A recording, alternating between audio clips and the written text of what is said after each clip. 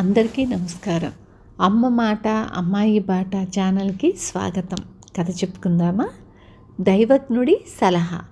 ఒక గ్రామంలో రామయ్య అనే భూస్వామి ఉండేవాడు. అతని భార్యకు క్రమంగా ఆరోగ్యం చెడి చివరకు మంచం పట్టింది. జబ్బేమిటో వైద్యులకు అంతు చిక్కలేదు.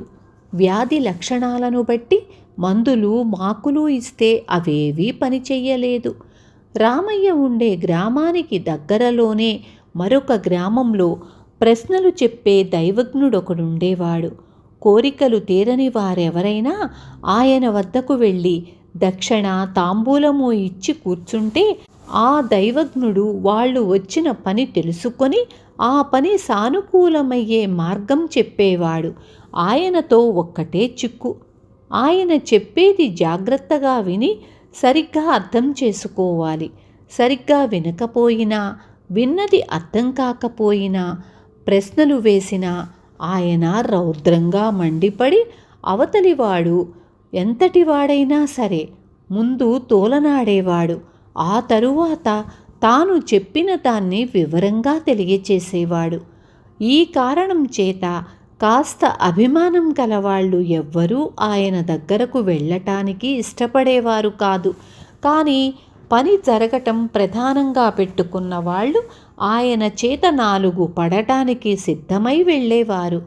రామయ్యకు ఆ దైవజ్ఞుణ్ణి చూసి తన భార్య ఆరోగ్యం బాగు చేయించుకోవాలన్న ఆలోచన చాలాసార్లు కలిగింది.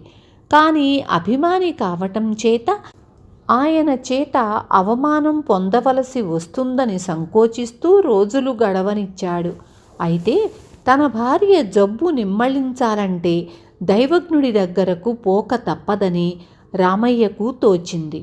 అందుచేత అతను ఒక మంచి రోజు చూసి దక్షిణ తాంబూలం చేత పట్టుకొని దైవజ్ఞుణ్ణి చూడపోయాడు. దైవజ్ఞుడు తెల్లటి గడ్డంతోనూ మీసాలతోనూ మంచి తేజస్సుతోనూ రామయ్యకు కనిపించాడు.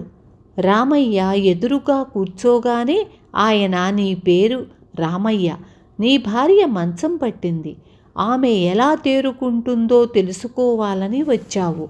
అహంకారివిరా నువ్వు, మహా దురహంకారివి. ఏమైతేనేం వచ్చావు. పాపం, నువ్వు ప్రకృతి విరుద్ధమైన కార్యం చేశావు. సహజ సిద్ధమైన ప్రవాహానికి ఆనకట్ట వేశావు. ఆ ఆనకట్ట తీసేయి. నీ భార్య వ్యాధి నయమవుతుంది. వృధాగా మందులకు మాకులకు ధనం వ్యయం చెయ్యకు. నేను చెప్పింది తెలిసింది కదా అన్నాడు. రామయ్య లోలోపల ఆశ్చర్యపడుతూ తెలిసిందన్నట్లు తలాడించాడు. నిజానికి దైవజ్ఞుడు చెప్పినది రామయ్యకేమీ అంతుపట్టలేదు. తెలియలేదంటే దైవజ్ఞుడు ఇంకెంత అవమానకరంగా మాట్లాడతాడో అని రామయ్యకు భయం వేసింది. అందుచేత అతను మాట్లాడకుండా లేచి ఇంటికి వచ్చేశాడు. దైవజ్ఞుడు చెప్పిన మాటలు మననం చేసుకుంటూ ఉంటే రామయ్యకు సంగతి జ్ఞాపకం వచ్చింది.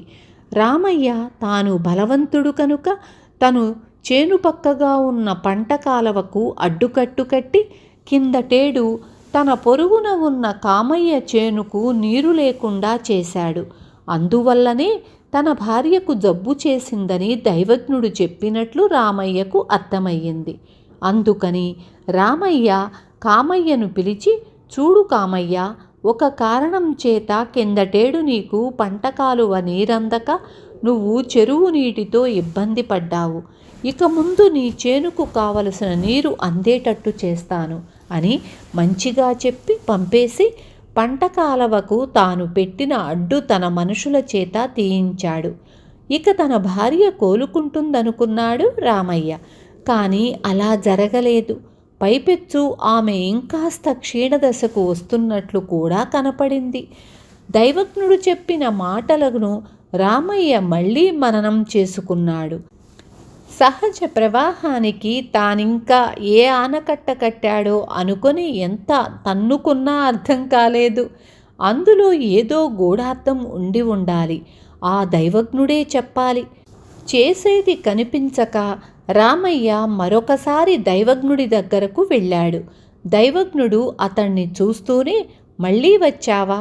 నువ్వు మహా దురహంకారివని నేను మొదటనే చెప్పాను. నేను చెప్పిన సలహా నీకు అర్థం కాలేదు. అర్థమయ్యేటట్టు చెప్పమని అడగటానికి అభిమానం అడ్డొచ్చి అర్థమయ్యిందని తలాడించావు. చెబుతా విను. ఈ దురహంకారంతోనే నువ్వు నీ భార్యను ఆమె పుట్టింటి వారికి దూరం చేశావు. ఆమెకు తన కన్నవారిపై ఉండే ప్రేమ సహజ ప్రవాహం లాంటిది. ఏదో అల్పకారణం ఆధారంగా నువ్వు ఆ ప్రవాహానికి ఆనకట్ట కట్టావు. అది మొదలు నీ భార్య ఆరోగ్యం చెడింది. ఆ మనోవ్యాధి క్రమంగా పెరిగి ఆమె కాస్త మంచం పట్టింది. వెళ్ళు, పోయి మీ అత్తవారికి క్షమాపణ చెప్పుకొని వారిని తీసుకురా. వాళ్లను చూసి నీ భార్య కోలుకుంటుంది అన్నాడు. రామయ్య అహంకారం ఆ దెబ్బతో దిగిపోయింది.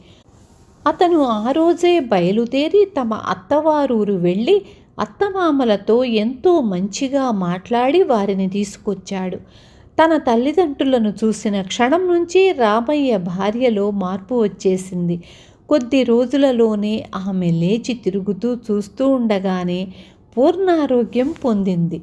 విన్నారు కదా. రేపు మళ్ళీ ఇంకొక మంచి కథతో మీ ముందుకు వస్తాను.